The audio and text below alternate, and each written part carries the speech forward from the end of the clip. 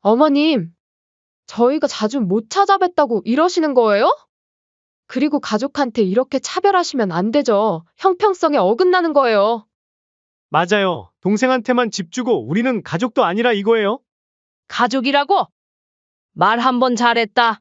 며느라, 너가 너 입으로 말하지 않았니? 출가한 아들이랑 며느리는 남이라고? 세상에 어떤 정신 나간 사람이 남한테 집을 증여해주니? 그리고 내가 수술해서 입원했을 때 수민이는 회사 일까지 재택으로 바꾸면서 날 간호했어? 사위는 매일 퇴근하고 병원에 와서 들렸고, 그런데 너네는 그때 해외여행 가지 않았어? 너네가 말하는 형평성을 따지면 더욱더 너네한테 주면 안 될 것 같은데? 정말 너무하세요. 쪼잔하게 그딴 걸로 재산을 나누는 게 말이 되나요? 너무하다고. 너네는 문자 한 통 보내기도 벅찼잖니? 내가 죽었어도 여행 다녀오고 나서 문상 왔을 거야. 그래도 저희도 엄마 자식인데. 자식? 부모가 수술받고 입원해 있을 때 휴가 내고 해외여행 다녀오는 자식이 세상에 어디 있다고 뻔뻔스럽게 자식 타령을 하는 거야. 어머님, 저희도 바빴어요. 마음은 가고 싶었다고요. 그리고 부모 재산은 자식들한테 공평하게 나눠줘야 하는 거 아니에요? 이건 너무 불공평하잖아요. 공평이란 건 권리만이 아니라 의무도 함께 하는 거야. 너희가 자식 노릇도 안 하면서 자식 권리만 찾으려 하니 가증스럽구나. 이제 더 할 말 없지? 그럼 돌아가. 남의 집에 이렇게 오래 있으면 실례야. 그리고 앞으로는 연락하지 마라. 너희가 그토록 원하던 대로 이제 정말 남이 되자. 너희가 그렇게 원했잖아. 시댁은 시댁이고 친정은 친정이라며. 이번 사연의 주인공은 69세의 박영애 씨입니다. 젊은 나이에 남편을 잃고 두 자녀를 홀로 키워낸 강인한 어머니였죠. 고단했던 세월 속에서도 자식들만큼은 남부럽지 않게 키우겠다는 일념 하나로 살아왔습니다.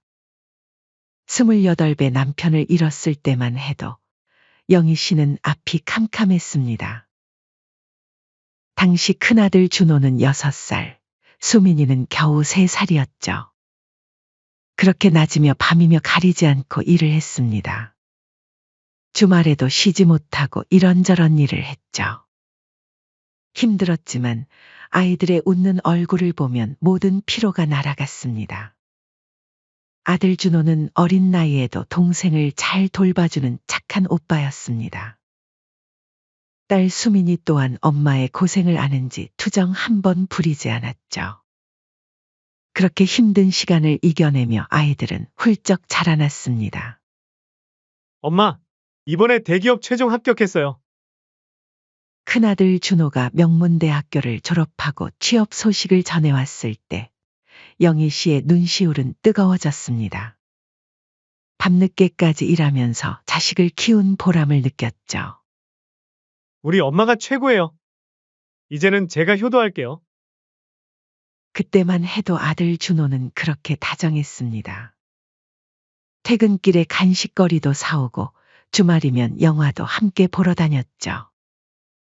어머니의 생일이면 꼭 케이크를 들고 와서는 엄마, 우리가 이만큼 잘할 수 있었던 건 다 엄마 덕분이에요. 라며 감사 인사를 잊지 않았습니다. 하지만 결혼을 하고 나서부터 아들은 조금씩 달라지기 시작했습니다. 처음에는 작은 변화였습니다. 퇴근 후에 들르겠다던 약속이 미뤄지기 시작했고 주말 저녁 식사 자리도 점점 줄어들었죠. 영희 씨는 신혼 때를 즐겨야지라며 이해하려 했습니다. 어머니, 저희는 맞벌이라서요. 시간이 좀. 며느리 소영은 처음부터 시댁과 거리를 두고 싶어 했습니다. 바쁘다는 핑계로 명절에도 얼굴을 비추지 않았고 영희 씨가 연락을 해도 대부분 지금은 좀 힘들 것 같아요라는 답변이 돌아왔죠. 준호야, 이번 주말에 집에서 밥이라도 먹고 가지 않을래? 엄마, 이번 주말은 약속이 있어서요. 다음에 가면 안 될까요? 그 다음이라는 말이 점점 멀어져 갔습니다. 한 달이 지나고 두 달이 지나도 아들의 발걸음은 없었죠. 전화통화도 점점 짧아졌습니다. 영희 씨는 아들과의 관계가 점점 멀어져 가고 있는 것 같아 가슴이 아팠습니다. 엄마, 이번 주말에 뭐 하세요? 제가 맛있는 거 해드릴게요. 반면 딸 수민이는 결혼 후에도 변함없었습니다. 주말이면 사위 동혁이와 함께 찾아와 집안일도 돕고 장도 받아주곤 했죠. 특히 명절 전에는 미리 와서 전도 부치고 청소도 도왔습니다. 엄마, 이거 제가 회사 앞에서 산 약과예요. 맛있다고 소문난 거라서요. 장모님, 이거 저번에 드시고 싶다던 막걸리예요. 저희가 찾아다녔어요. 한번 드셔보세요. 사위 동혁이는 빈손으로 오는 법이 없었습니다. 늘 무언가를 사들고 왔고 특히 명절 때는 고향 특산품을 한아름 안고 왔죠. 제가 흘려서 말한 음식 취향까지 기억하고 있는 그의 마음 씀씀이는 영희 씨의 마음을 따뜻하게 했습니다. 엄마, 생신 축하드려요. 저희가 정성껏 준비했어요. 딸 수민이는 어머니의 생신이면 늘 이렇게 찾아왔습니다. 정성스레 준비한 음식들로 상을 차리고 케이크에 촛불도 켜주었죠. 어머니가 좋아하는 미역국을 끓이고 사위동혁은 상차림을 도왔습니다. 때로는 수민이가 직접 케이크를 만들어 오기도 했죠. 장모님, 올해는 저희가 케이크를 직접 만들어 봤어요. 맛있게 드세요. 하지만 아들 부부 자리는 늘 비어 있었습니다. 생신상을 차리면서도 영희 씨의 눈은 자꾸 현관문으로 향했죠. 시간 되면 갈게요. 너무 기대는 하지 마시고 저희 빼고 보내세요. 혹시나 하는 마음으로. 하지만 그 문은 열리지 않았습니다.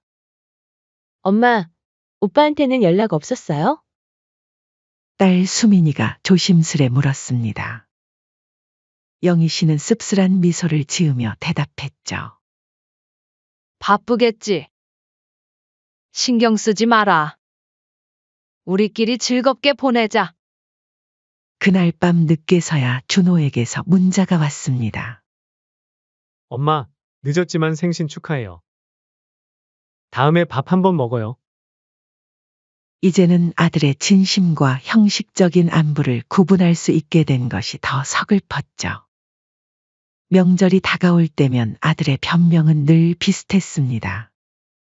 엄마, 이번엔 처가에도 가야 해서요. 이번에는 회사 일정이 있어서. 조만간 꼭 찾아뵐게요. 처음에는 이해하려 했습니다. 젊은 부부니까 바쁠 수도 있지라고 스스로를 위로했죠. 하지만 세월이 흐를수록 아들 부부가 오는 것은 예외적인 일이 되어버렸습니다. 명절에 얼굴 한 번 보기가 하늘의 별 따기가 되어버렸죠. 엄마, 오빠는 이사 갔다면서요? 이사를 갔다고?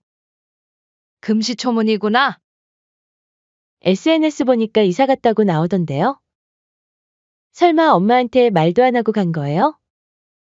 오빠는 정말 해도 해도 너무하네요. 어떻게 이렇게 무심할 수가 있죠?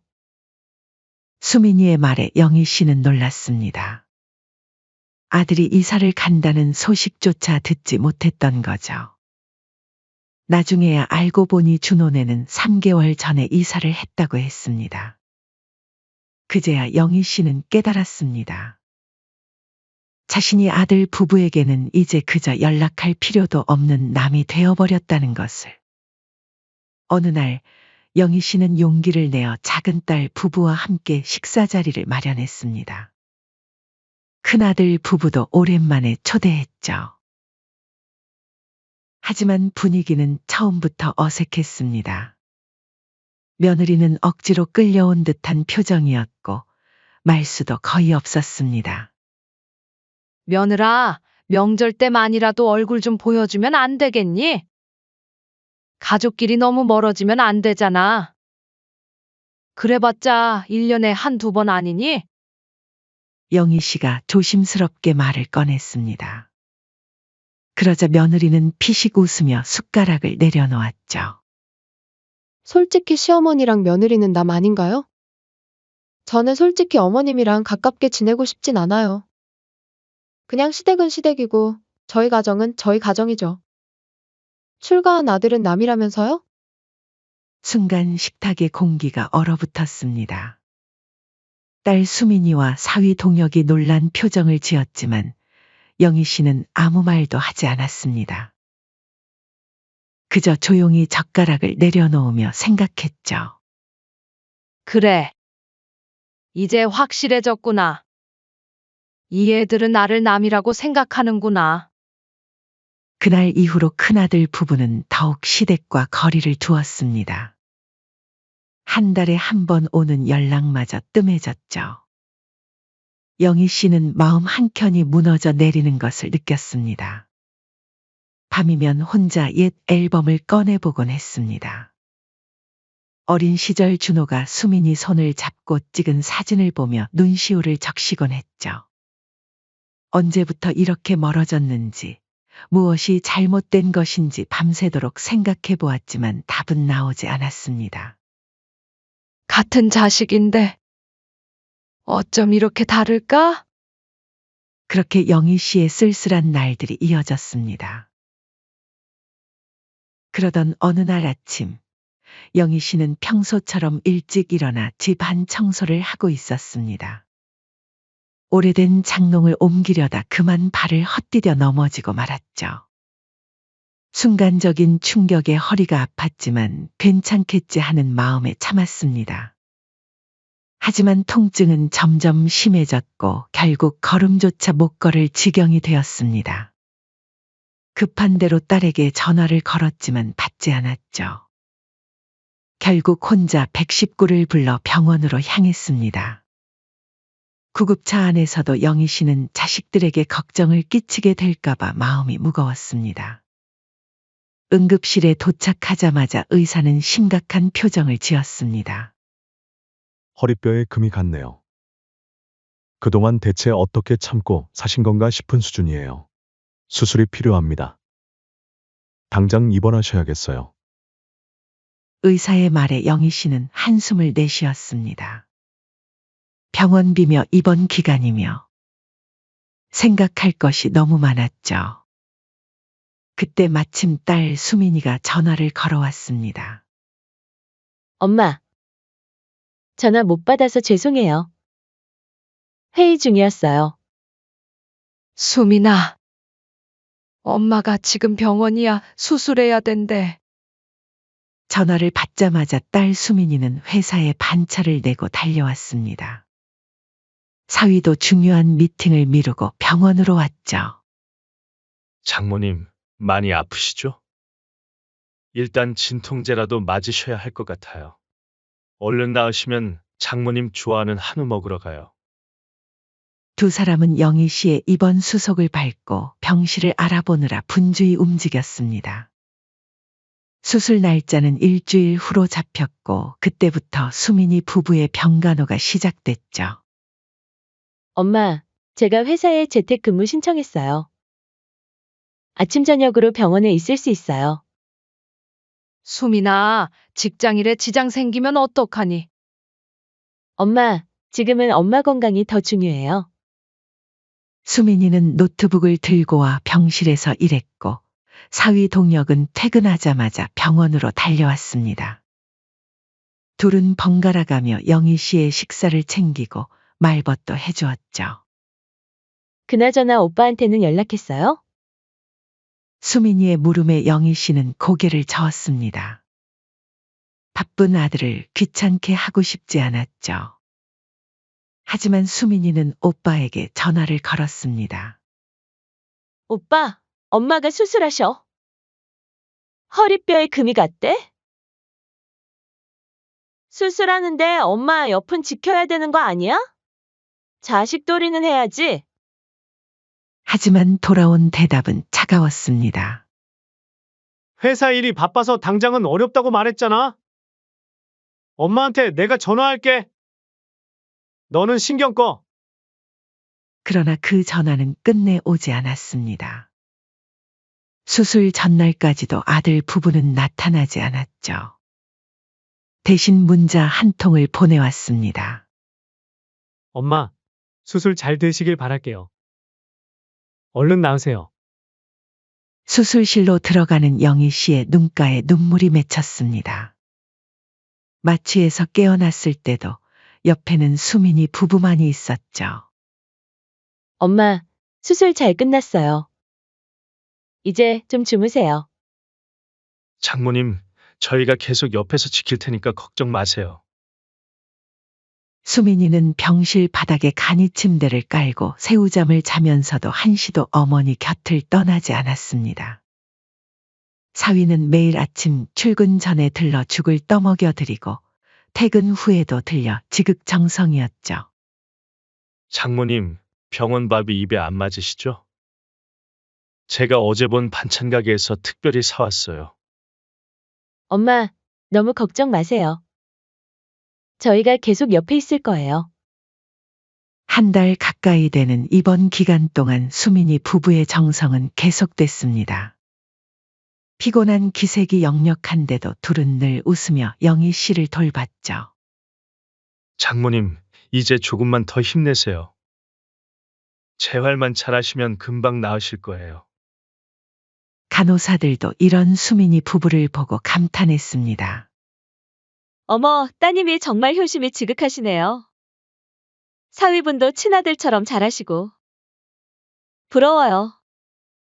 반면 아들 준호와 며느리는 한 번도 얼굴을 비추지 않았습니다. 명절이며 생일이며 찾아오지 않던 그 패턴 그대로였죠. 나중에 안 사실이지만 준호는 그 기간에 와이프와 해외여행을 다녀왔다고 합니다. 엄마, 오빠 부부는 괌 다녀왔대요. 어떻게 그럴 수가 있어요? 다음에 제가 오빠한테 한마디 해야겠어요.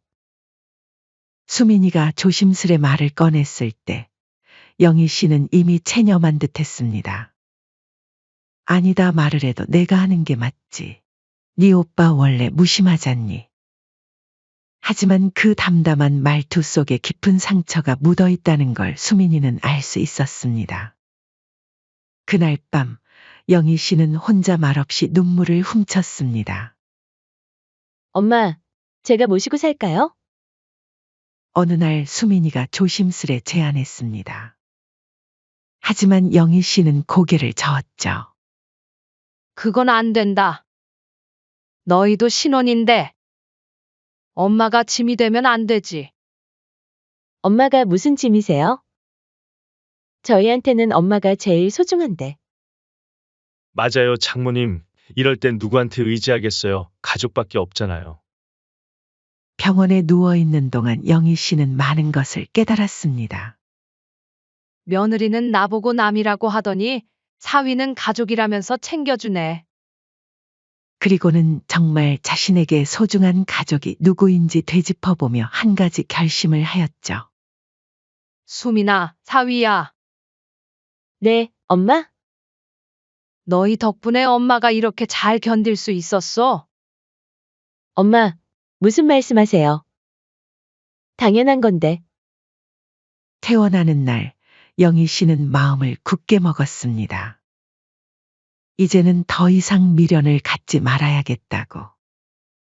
자신을 진심으로 걱정하고 돌봐주는 사람들과 함께 남은 인생을 보내야겠다고 말이죠. 내가 아플 때 곁에 있어준 사람이 결국 진짜 내 가족이었다. 영희 씨는 그렇게 조용히 중얼거렸습니다. 아들에 대한 미련과 원망이 교차하던 시간이 흘러가고 작은 딸 부부의 지극한 정성을 지켜보면서 영희 씨의 마음속에는 하나의 결심이 서서히 자리 잡아갔습니다. 그러던 어느 날 동네 부동산에서 걸려온 한 통의 전화가 그녀의 마음을 움직였습니다. 박영희님, 혹시 지금 사시는 아파트 매매 생각 없으세요? 시세가 많이 올랐는데. 현재 시세로는 8억대 후반까지도 가능할 것 같습니다. 그 말을 듣는 순간 영희 씨는 결심했습니다. 자신의 재산을 정리할 때가 됐다고 말이죠. 그동안 자식들 사이에서 공평하게 대하려 애썼지만 이제는 달랐습니다. 수민아, 내일 시간 좀 내줄 수 있니? 네? 엄마 어디 또 아프신 거 아니죠? 아니, 엄마가 너랑 도장 찍으러 가야 할 때가 있어서. 그게 무슨 말이에요? 도장이라뇨? 그런 게 있다. 내일 시간 좀 내주거라. 다음 날 영희 씨는 딸 수민이와 함께 변호사 사무실을 찾았습니다. 엄마, 갑자기 웬 변호사예요? 무슨 일 있는 건 아니죠? 수민아, 엄마가 이제 나이도 있고, 정리할 수 있는 건 미리미리 정리하고 싶어서. 도착하자 영희 씨는 조용히 서류를 꺼냈습니다. 현재 살고 있는 아파트를 작은 딸 부부에게 증여하는 서류였죠. 엄마, 이게 무슨, 너희들이 병원에서 그렇게 정성껏 간호해줄 때 엄마가 다 봤어. 밤새 간이 침대에서 쪽잠 자가면서도 내 손 한 번 놓지 않던 너희들을. 딸 수민이와 사위는 연신 고개를 저었습니다. 엄마, 저희가 뭐요? 저희가 더 죄송해요. 맞아요, 장모님. 저희가 받기엔 너무 과분해요. 저희가 장모님한테 해드린 게 뭐가 있다고 무슨 낯짝으로 받겠습니까? 하지만 영희 씨는 단호했습니다. 이게 다 내 맘이야.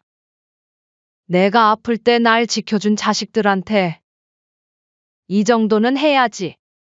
재산을 저승까지 가져갈 것도 아니고 내 자식들 챙겨주고 싶다. 서류 작업이 끝나고 얼마 지나지 않아 어디서 새어나갔는지 이 소식이 준호의 귀에 들어갔습니다. 그리고 그날 저녁 영희 씨가 저녁 준비를 하고 있을 때 갑자기 현관벨이 울렸습니다. 엄마, 이게 말이 됩니까? 지금 당장 나와보세요. 문을 열자마자 버럭 소리를 지르는 아들을 보며 영희 씨는 담담히 말했습니다. 웬일이니?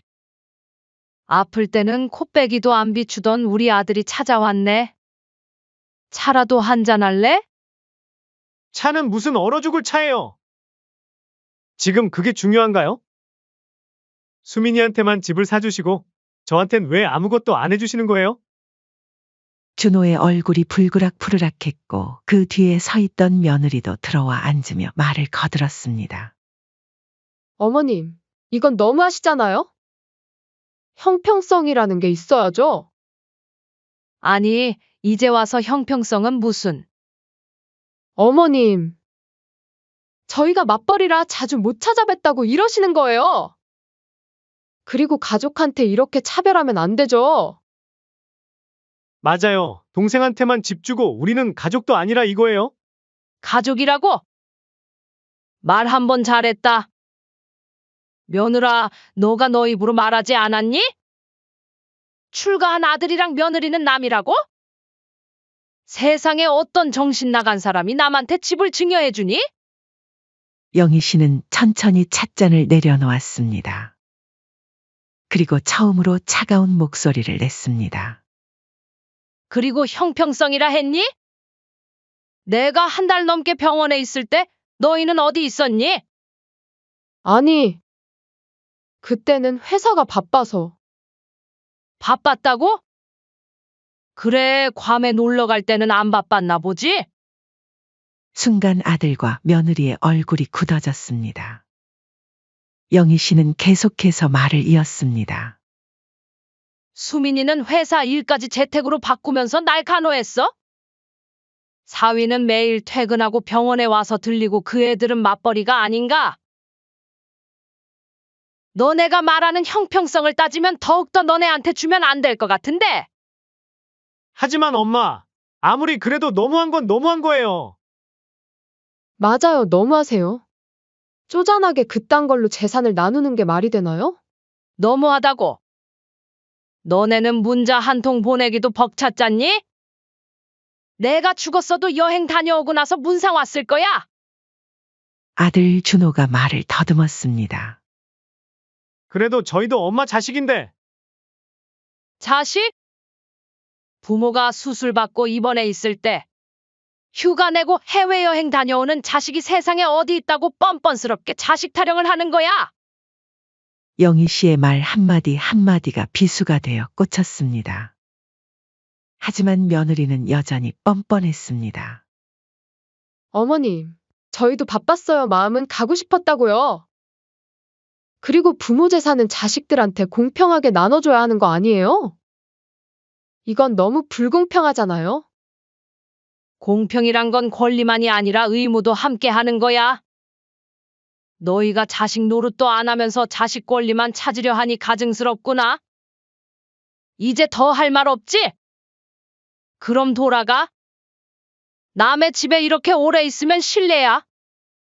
그리고 앞으로는 연락하지 마라. 너희가 그토록 원하던 대로 이제 정말 남이 되자. 너희가 그렇게 원했잖아. 시댁은 시댁이고 친정은 친정이라며. 영희 씨의 단호한 목소리에 아들 부부는 더 이상 아무 말도 하지 못했습니다. 그저 멍하니 서 있다가 결국 돌아설 수밖에 없었죠. 그들이 떠나고 난 후 영희 씨는 창밖을 바라보며 깊은 숨을 내쉬었습니다. 가슴 한켠이 아팠지만 후회는 없었습니다. 이제야 비로소 자신의 진짜 가족이 누구인지 확실히 알게 되었으니까요.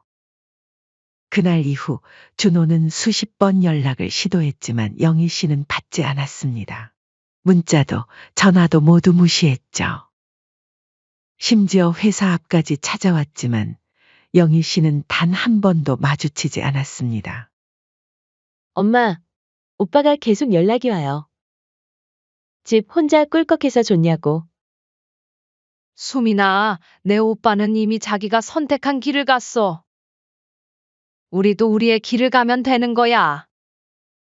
뒤늦게 후회한다고 찾아와도 소용없었습니다. 영희 씨의 마음은 이미 굳게 닫혔으니까요. 내가 만든 벽이 아니야. 너랑 내 아내가 만든 거야. 이제 와서 그 벽을 허물고 싶다고? 미안하지만 이미 늦었어. 그렇게 영희 씨는 마지막 결단을 내렸습니다. 그날 이후 영희 씨의 삶은 완전히 달라졌습니다. 예전처럼 아들 부부의 연락을 기다리며 휴대폰만 바라보는 일도 없어졌고, 명절이면 찾아올까 현관만 바라보는 일도 사라졌죠. 대신 수민이 부부와 함께하는 소소한 일상이 그녀의 하루를 채우기 시작했습니다. 엄마, 다음 주 주말에 저희랑 제주도 가실래요? 제주도? 너네들끼리 가지 그러니? 괜히 너네 틈에 끼는 것 같구나. 장모님 무슨 말을 그렇게 서운하게 하세요? 저희도 장모님이랑 여행 한번 가고 싶었어요. 딸과 사위의 제안에 영희 씨는 잠시 망설였지만 이내 흔쾌히 고개를 끄덕였습니다.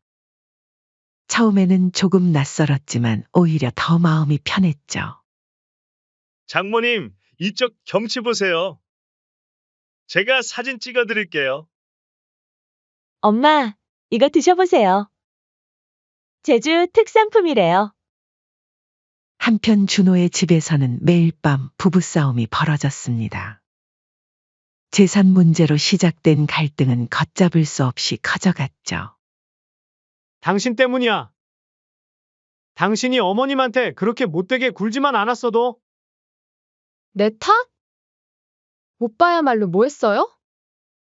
병원에 한번 찾아가지도 않고. 어이가 없네. 당신이 가지 말라 할 때는 언제고? 이제 와서 날 탓하지 마요. 당신도 좋아서 그랬으면서. 매일 밤 이어지는 부부싸움에 아파트 주민들의 항의도 늘어갔습니다. 결국 관리사무소에서 민원이 들어올 정도였죠. 어머님 재산 때문에 이렇게 된 거잖아요? 당신이 처음부터 욕심내지만 않았어도. 뭐? 내가 언제 욕심을?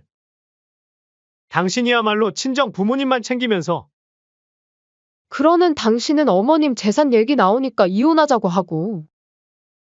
감정 싸움이 격해져 한밤중에 경찰이 출동하는 일까지 있었습니다. 결국 준호는 회사 기숙사로 거처를 옮겼고 소영은 친정으로 돌아갔죠.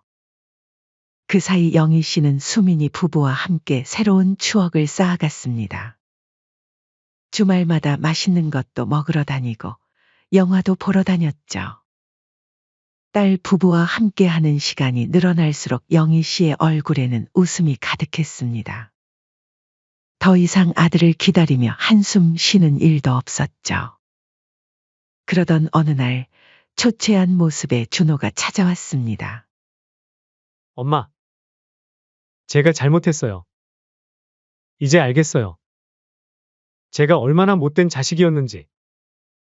소영이랑도 헤어졌어요. 이혼하기로 했다고요. 이제 제가 엄마 옆에서 하지만 영희 씨는 차갑게 말을 잘랐습니다. 너무 늦었다. 이제 와서 뭘 어쩌자고. 엄마! 저 정말 잘못했어요. 한 번만 용서해 주세요. 용서? 내가 나를 버렸을 때 난 이미 다 잊었어. 준호는 무릎까지 꿇었지만 영희 씨의 마음은 움직이지 않았습니다. 일어나거라. 사람들 보기 좋지 않다. 엄마, 그리고 다시는 찾아오지 마라. 이제 우리는 완전히 남이야. 그날 저녁 수민이네 집에서 식사를 하면서 식탁에는 따뜻한 이야기가 피어올랐고 웃음소리가 가득했습니다. 한 달 뒤 며느리 소영이 찾아왔습니다. 어머님, 저희가 이혼하기로 했어요. 얼마 전에 들었다. 근데 그게 나랑 무슨 상관이니? 그동안 제가 잘못했어요. 이제 와서 생각해보니 이제 와서? 내가 나를 남이라고 했을 땐 언제고? 영희 씨의 차가운 말에 소영은 눈물을 흘렸습니다.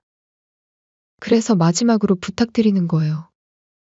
어머니 아파트 증여하신 거 철회해 주시고 저희도 나눠주세요.